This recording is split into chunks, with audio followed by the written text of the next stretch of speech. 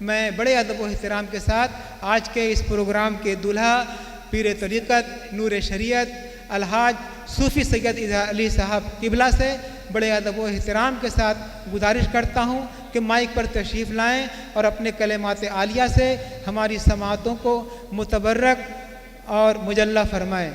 جناب صوفی سید اظہار علی صاحب۔ آج کی اس متبرک روحانی محفل کے انعقاد کا شرف مجھ جیسے گناہگار کو حاصل ہوتا ہے۔ میں شکر گزار ہوں اپنے رب کا، اپنے آقا اور مولا جناب محمد رسول اللہ صلی اللہ علیہ وسلم کا، اور ان کی آل پاک کا، اور بالخصوص اپنے جد محترم حضرت سید شاہ عبد الرحمن صابری چشتی عباسی العلوی کا۔ آج کی اس محفل میں تشریف لائے ہمارے سید حسین صاحب جو ایکس ڈبل اے جی ہیں، ایڈیشنل ایڈوکیٹ جنرل رہے ہیں ہماری اتر پردیش سرکار کے۔ میں بہرحال اپنی مسرت کا اظہار کرتا ہوں ان کے آنے پر کہ وہ یہاں تشریف لائے، مجھے خوشی ہوئی۔ میں بہت محترم جناب اثر بہرائچی صاحب کا بھی یہاں تشریف لانے کا استقبال کرتا ہوں، واصف فاروقی صاحب کا استقبال کرتا ہوں، اور ڈائس پر موجود سجادہ نشین شاہ عبد الرحیم رحیم آباد، خیر آباد، سیتاپور، میں ان کا بھی استقبال کرتا ہوں۔ اس کے علاوہ اس محفل میں شامل ہمارے تمام محترم اور معزز مہمان گرامی، یہ آج کی محفل انتہائی شکیل ہے۔ اس کی نظامت بھی شکیل کر رہے ہیں۔ ہمارے سامنے شکیل صاحب بیٹھے ہیں، ہمارے سامنے ایک اور شکیل صاحب ایڈوکیٹ بیٹھے ہیں، تو میں جب یہ جمع الجمع ہے، انتہائی شکیل محفل ہے، اور بھی ہوں گے۔ بہرحال بات جہاں تک ہے گفتگو کی، تو یہ ایک روایت ہے، اور اس روایت پر مجھے اپنے بہت عزیز دوست عمر فاروقی اور مہتاب حیدر صفی پوری، جو کبھی اس محفل کا ہمیشہ حصہ ہوا کرتے تھے اور آج بھی ہیں، آج وہ روحانی طور پر ان کی ارواح یہاں کہیں ضرور ہوگی دونوں کی، لیکن جسمانی طور پر وہ ہمارے سامنے نہیں ہیں، اور وہ دونوں لوگ مجھے اس بات پر آمادہ کرتے تھے کہ تصوف پر کچھ گفتگو کی جائے۔ بہرحال یہ مشکل کام ہے، اور اس میں میں ان کی عمر فاروقی کی روح کو خراج بھی پیش کرتا ہوں اس طرح سے بھی کہ یہ ان کی خواہش ہوتی تھی کہ کچھ نئے انداز پر تصوف پر گفتگو کی جائے، اور وہ ہر سال مجھ سے کچھ نیا گوشہ شروع کراتے تھے، یا تو کوئی سوال دے کر یا کوئی گوشہ دے کر۔ تو حالانکہ تصوف کی گفتگو قطعی عوامی نہیں ہے، خواص کا حصہ ہے، جس طرح شاعری عوامی نہیں ہے، خواص کا حصہ ہے، اور یہی ایک خاص بات ہے کہ مشاعرے کا خاص رشتہ صوفیہ اکرام سے اور آستانوں سے جڑا ہوا ہے، لیکن یہ عوام سے دونوں چیزیں جڑتی ہیں۔ تصوف بھی عوام کو سکون پہنچاتی ہے، اور شاعری بھی عوام کے دل کو منور کرتی ہے اور سکون پہنچاتی ہے۔ بہرحال تصوف پر کچھ باتیں اس طرح بھی ہوتی ہیں کہ کچھ لوگ اسے پڑھتے نہیں ہیں، حالانکہ پڑھنے سے یہ آتا بھی نہیں ہے، اللہ کے فضل سے آتا ہے، لیکن سمجھنے کی بھی کوشش نہیں کرتے، سوال ضرور کرتے ہیں، اور پھر اس کے اوپر فتوے بھی صادر کرتے ہیں۔ فتویٰ صادر کرنے کے لیے مفتی کے لیے شرط ہے کہ وہ پہلے استفتاء باقاعدہ پڑھ لے۔ اگر وہ استفتاء نہیں پڑھ سکتا تو فتویٰ نہیں دے سکتا۔ اس نے تصوف کے بارے میں ABCD نہیں جانی ہے، اور فتویٰ وہ دیتا ہے۔ اللہ انہیں فہم عطا فرمائے۔ بہرحال میں اپنی گفتگو یہاں سے شروع کرتا ہوں کہ کچھ لوگ اسے حصوں میں بھی بانٹ دیتے ہیں، کہ تصوف یہاں سے شروع ہوا اور تصوف وہاں سے شروع ہوا اور تصوف وہاں سے شروع ہوا، ایسا کچھ نہیں ہے۔ شریعت ایک حد کا نام ہے، ایک قانون کا نام ہے، زندگی کو کچھ اصولوں کے تحت مربوط انداز پر گزارنے کا نام شریعت ہے، قانون کے ساتھ چلنے کا نام شریعت ہے، اور اپنی حد اور اوقات میں انسان کو رہنے کا نام شریعت ہے۔ لیکن جب بندہ خدا فنا فی اللہ ہو جاتا ہے تو وہ حدوں سے پار ہو جاتا ہے، اور جب وہ حدوں سے پار ہو جاتا ہے تو وہ شریعت سے آزاد ہوتا ہے، اور وہی تصوف ہے۔ جب کسی قانون کے بغیر اور کسی ضرورت کے بغیر کوئی بڑا کام ہو تو اس کا نام تصوف ہے۔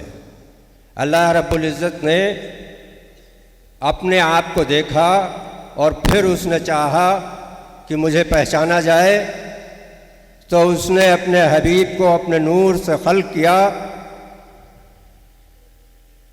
جہاں نہ کوئی ضرورت تھی اور نہ کوئی حد تھی اور نہ کوئی قانون تھا، نہ کوئی واسطہ تھا، نہ کوئی شے تھی کہ کسی چیز سے کچھ کیا جائے۔ ہر چیز شریعت میں ہر چیز کا ہونا ضروری ہے، وہاں کچھ بھی نہیں تھا اور آپ نے اپنے حبیب کو خلق کیا، یہی تصوف ہے۔ پھر وہ اپنے حبیب پر فریفتہ ہوا، یہ تصوف ہے۔ پھر اس نے اپنے حبیب کے لیے یہ انسان بنائے، دنیا بنائی، چرند بنائے، پرند بنائے، نہ جانے کتنے قسم کی انعامات اس دنیا پر اور انسان پر اس نے نازل کر دیے، جس کا کوئی نہ حساب ہے، نہ جس کی کوئی حد ہے، نہ جس کی کوئی انتہا ہے۔ یہ بے حد اور بے انتہا انعامات کا ہی نام تصوف ہے۔ اللہ کی مہربانیوں کا نام تصوف ہے۔ اب آپ کہیں گے کہ آپ اپنے آپ ساری باتیں کرتے چلے جا رہے ہیں، تو میں کہتا ہوں چلیے تھوڑی سی بات اچھی کر لی جائے کہ بسم اللہ الرحمن الرحیم، الحمدللہ رب العالمین، الرحمن الرحیم، مالک یوم الدین، ایاک نعبد و ایاک نستعین، اہدنا الصراط المستقیم، صراط الذین انعمت علیہم غیر المغضوب علیہم ولا الضالین۔ اللہ نے یہ ایک ایسا انعام ہم پر اتارا، ہمیں بخشا، اتارا میرے آقا اور مولا جناب محمد رسول اللہ صلی اللہ علیہ وسلم پر۔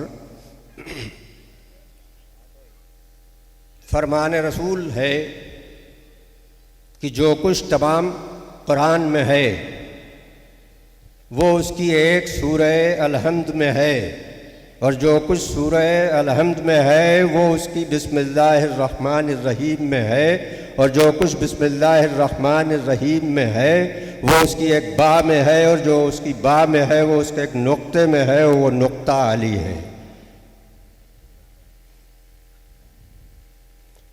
یہ فرمان رسول ہے صلی اللہ علیہ وسلم کہ جو کچھ پورے قرآن میں ہے وہ اس کی ایک سورہ الحمد میں ہے، اور جو کچھ سورہ الحمد میں ہے وہ اس کی بسم اللہ الرحمن الرحیم میں ہے، اور جو بسم اللہ الرحمن الرحیم میں ہے وہ اس کی با میں ہے، اور وہ جو با میں ہے وہ اس کے ایک نقطے میں اور نقطہ علی ہے۔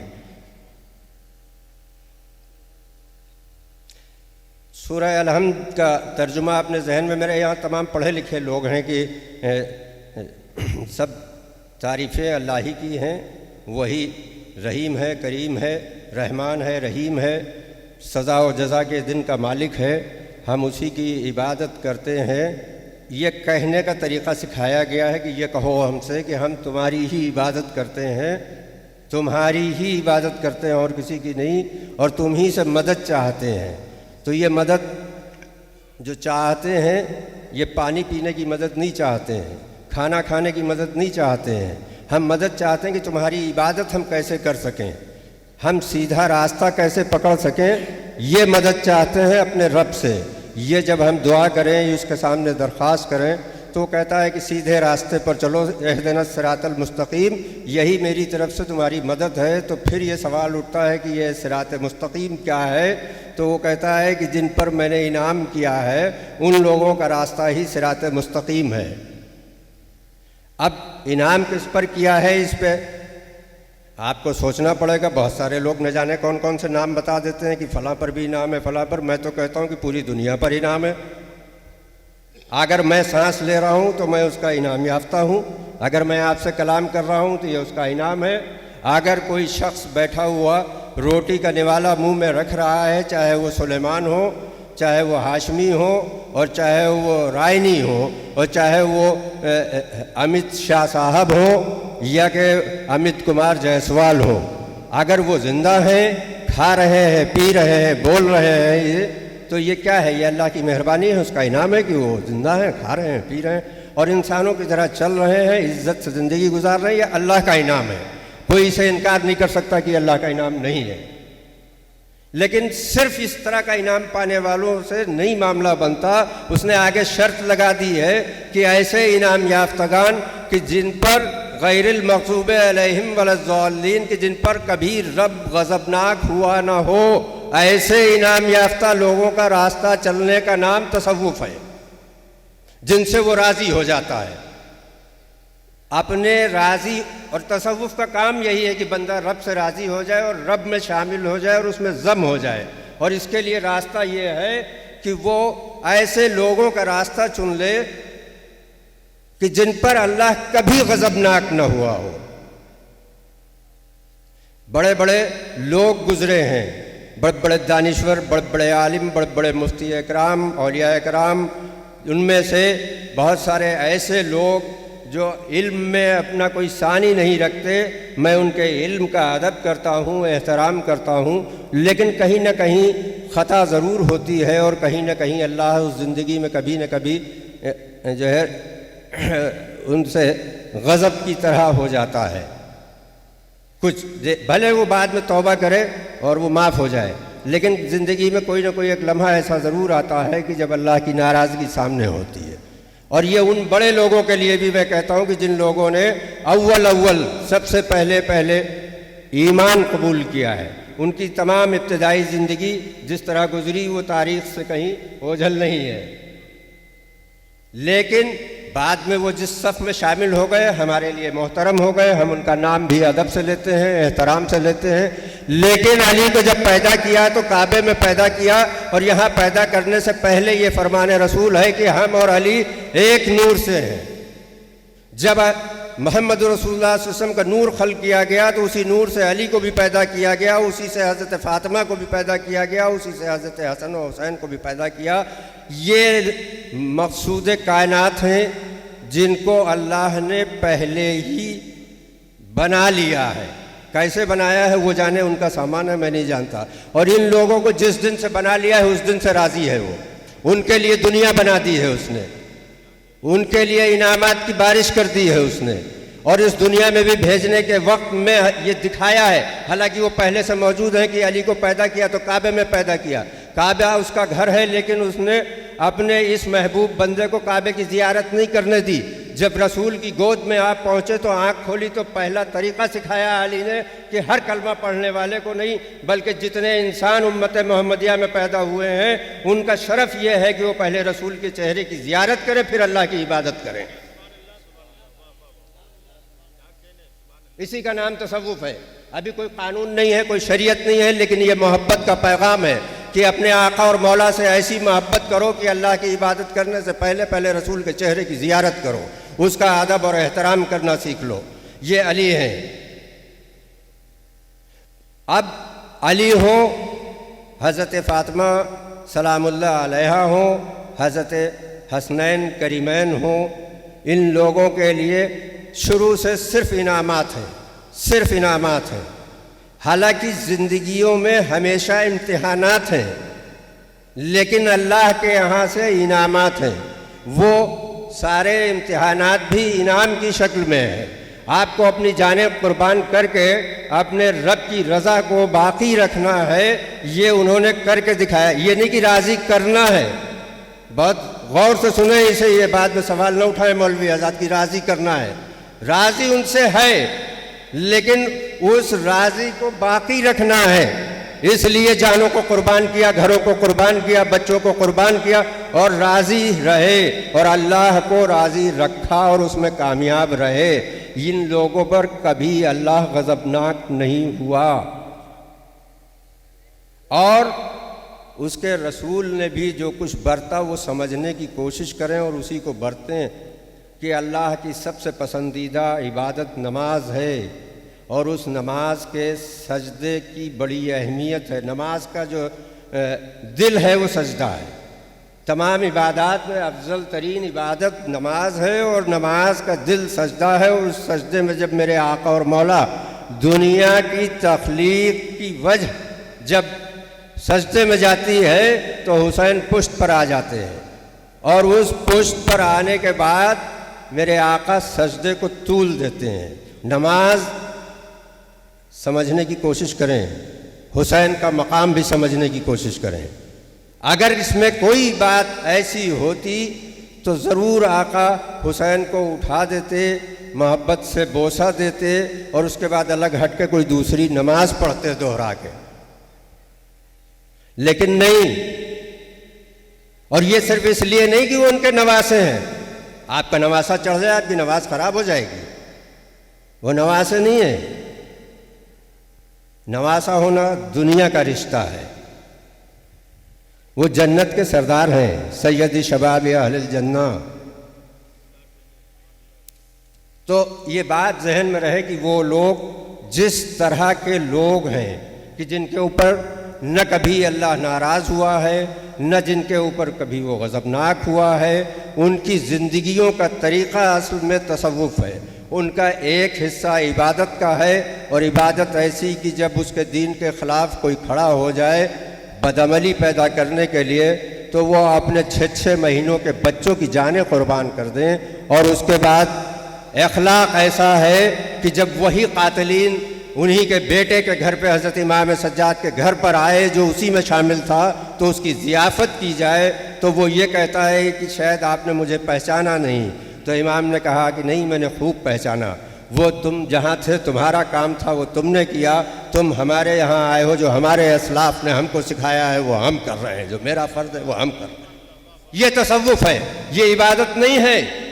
عبادت تو تھی کہ سر جھکا دیا جاتا پوری ہو جاتی، لیکن وہاں سر کٹا دیا گیا، یہ عبادت ہے، میں مانتا ہوں جہاد ہے، یہ عبادت ہے، لیکن یہ ضیافت جو ہے یہ تصوف ہے، یہ ضیافت تصوف ہے۔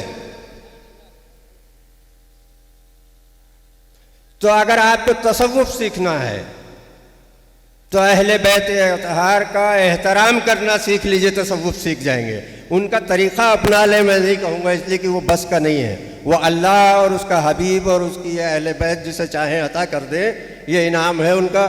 میں بھکاری ہوں ان کا، مانگتا رہتا ہوں شاید مل جائے، لیکن اگر احترام سیکھ لیں تو آپ تصوف کے دائرے میں آ جاتے ہیں، آپ صوفیزم کے طریقے کے راہی ہو جاتے ہیں، آپ راشد راہی ہو جاتے ہیں، آپ سیدھی راہ کے چلنے والے مسافر ہو جاتے ہیں، سمجھے؟ تو لیکن طریقہ یہ ہے کہ تصوف یہ اصل نہیں ہے، ہم اس کے مسافر ہو سکتے ہیں۔ تصوف یہ ہے جو پوری زندگی ہمارے خواجہ معین الحق محی الدین چشتی اجمیری بادشاہ ہندوستان نے برتا کہ لوگوں نے آپ کو ستایا لیکن آپ نے اپنے آقا کی سنت کو برتا اور کسی سے کوئی بدلہ نہیں لیا، اور کبھی کسی کے دروازے پر کھٹکھٹایا نہیں کہ ایمان لے آؤ۔ آج کی تاریخ میں ہم محنت کر رہے ہیں، میں انہیں برا نہیں کہتا، اچھا کام کرتے ہیں وہ لوگ، اچھا کام کرتے ہیں کہ دعوت دیتے ہیں ایمان کی، لیکن کوئی کسی کے گھر جا رہا ہے، کوئی کسی کی دکان جا رہا ہے، کوئی کسی کے مکان جا رہا ہے، مجھے بتائے کوئی تاریخ میں کہیں کہ میرا خواجہ کسی کے دروازے تک گیا ہو؟ نہیں گیا۔ نہ اس کے پاس کوئی اخبار تھا، نہ اس کے پاس یہ مائک تھا، نہ اس کے پاس کوئی سادھن تھا، اپنی ایک مسند پر بیٹھا تھا۔ میں ان کی سنت ادا کرتا ہوں ایک دن کے لیے سال میں، 2 دن کے لیے، مسند پر بیٹھا تھا، اور جو آیا اس کو محبت کا جام پلاتا تھا۔ کبھی کسی سے نہیں کہا کہ تم دین پی لو، دین پلایا نہیں جاتا، دین سکھایا جاتا ہے اپنی زندگی کے عمل سے۔ وہ انہوں نے کر کے دکھایا اور لوگوں نے دین حاصل کیا ان سے، کہ انہی کی ایک اکیلے اتنی بڑی شخصیت نے کم و بیش 90 لاکھ مختلف روایتیں، میں کہتا ہوں 90 لاکھ نہ صحیح 9 لاکھ لوگوں کو کلمہ پڑھا دیا۔ اپنی 40 برس کی کلمہ پڑھا دینا کمال نہیں ہے، کلمہ بہت سارے لوگ پڑھتے ہیں، کلمے کا عامل بنا دیا، محبت کرنا سکھا دیا کہ تم کلمہ نہیں پڑھتے ہو تو تم سے بھی محبت کی جا رہی، تم پڑھ رہے ہو تو تم سے بھی محبت کی جا رہی۔ کلمے کا یہ پیغام ہے، کلمے کا یہ پیغام نہیں کہ آپ پڑھتے ہیں تو ہم آپ کے ساتھ بیٹھے ہوں آپ کو پانی پلائیں، آپ کلمہ نہیں پڑھتے ہیں تو آپ کے ہاتھ کا پانی چھین لیں ہم، یہ نہیں۔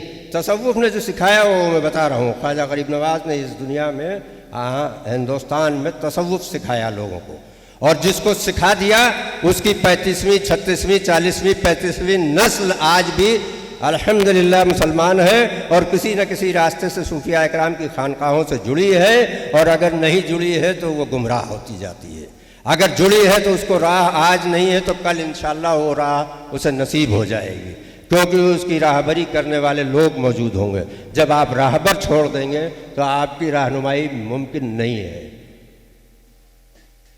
اسی کا نام تصوف ہے۔ تصوف صرف محبت کرنا سکھاتا ہے اور کچھ نہیں۔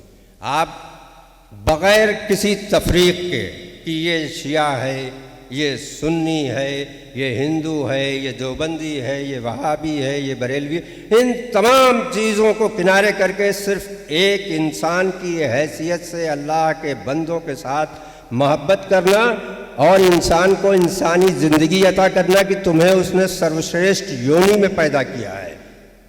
اشرف المخلوقات ہونے پر خوش بہت ہوتے ہیں انسان، حالانکہ حیوان سے بدتر ہیں ہم، بہت سارے ہمارے جیسے لوگ۔ یہ صرف اشرف ہے، نہ کہ ہر شخص اشرف ہے، ایسا نہیں ہے۔ ہمیں وہ طریقہ سیکھ لینا چاہیے جہاں جا کر لوگ اشرف ہو جاتے ہیں۔ یہ تصوف کا میدان ہے جہاں سیکھا جا سکتا ہے، کیا بات ہے، یہ تصوف کی خانقاہیں ہیں جہاں جا کے سیکھا جا سکتا ہے۔ یہ صنف اشرف ہے، اپنے حبیب کو اس نے پیدا کر کے اس صنف کو اشرف بنا دیا، اپنے دوستوں کو اولیاء کو پیدا کر کے اس صنف کو اشرف بنا دیا۔ اس نے کسی دوسری صنف کے لوگوں کو دوست نہیں بنایا، نہ جن کو دوست بنایا، نہ نوری مخلوق ملائکہ کو دوست بنایا، کسی کو دوست قرار نہیں دیا۔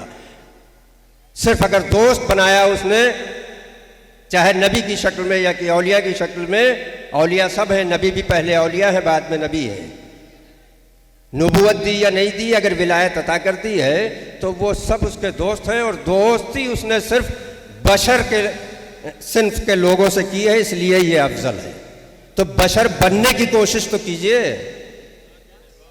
یہ خالی افضل کا تمغہ لیں گے؟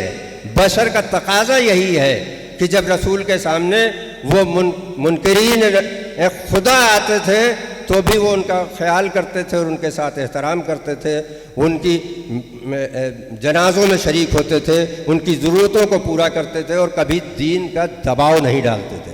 یہی ہمارے صوفیاء اکرام نے کیا کہ مذہب کا کوئی دباؤ نہیں۔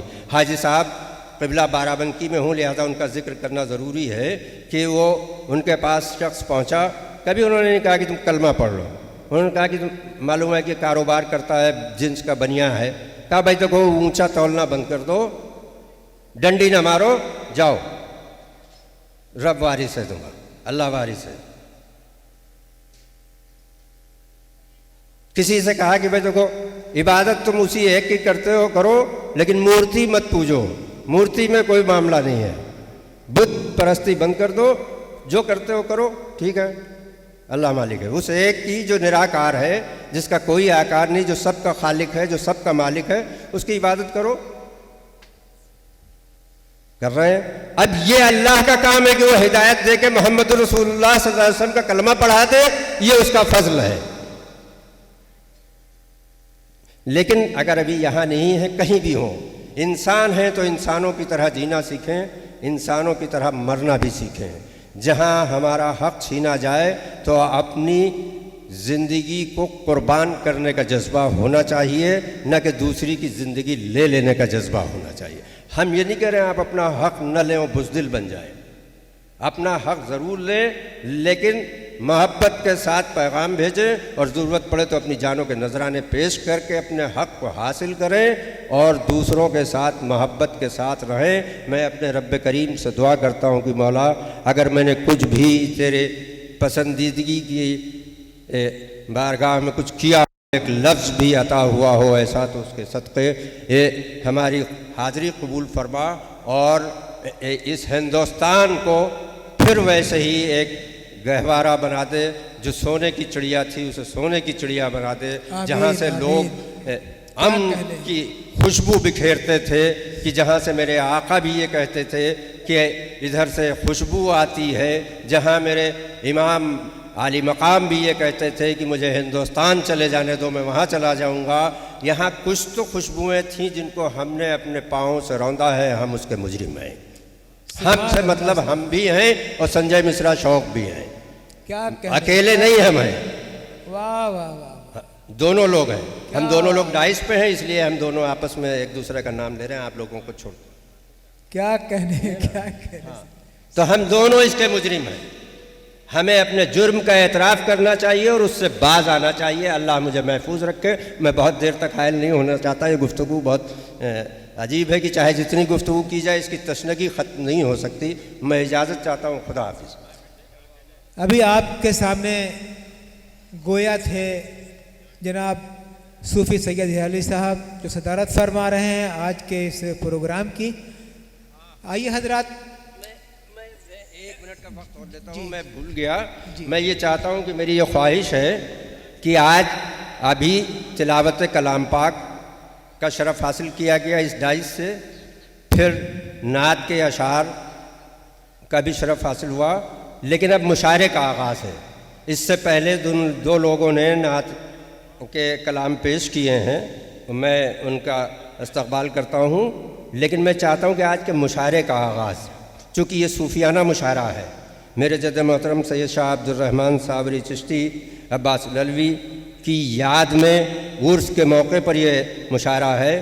یہ عبادت کا ایک حصہ ہے، اور عبادت کے لیے شرط ہے کہ درود سے مزین کیا جائے، عبادت کو نبی کے طریقے سے مزین کیا جائے۔ کسی دعا کے لیے بھی یہ ضروری ہے کہ اس کے اول آخر درود شریف پڑھا جائے، اللہ کے حبیب پر درود اور سلام کا نذرانہ پیش کریں اور پھر دعا کی جائے تو دعا مقبول ہوتی ہے۔ تو میں چاہتا ہوں کہ میرا آج کا یہ مشاعرہ مقبول ہو، نہ صرف عوام میں بلکہ بارگاہ الہی میں۔ تو میں چاہتا ہوں کہ اس کی ابتدا بھی پہلے درود و سلام کے کلام، اثر بہرائچی صاحب کا ایک خاص کلام ہے، میں جس کی اس کے بعد انہیں اختیار ہے وہ کوئی اور نعت بھی پڑھیں، لیکن پہلے میں چاہتا ہوں کہ وہ سلام علیکم سے جو ہے اس کی ابتدا کریں آج کے مشاعرے کی، اور پھر انشاءاللہ اس کا جو ہے یہ مشاعرہ تکمیل جو پائے گا وہ بھی درود و سلام کے نذرانے پہ اور دعا پر۔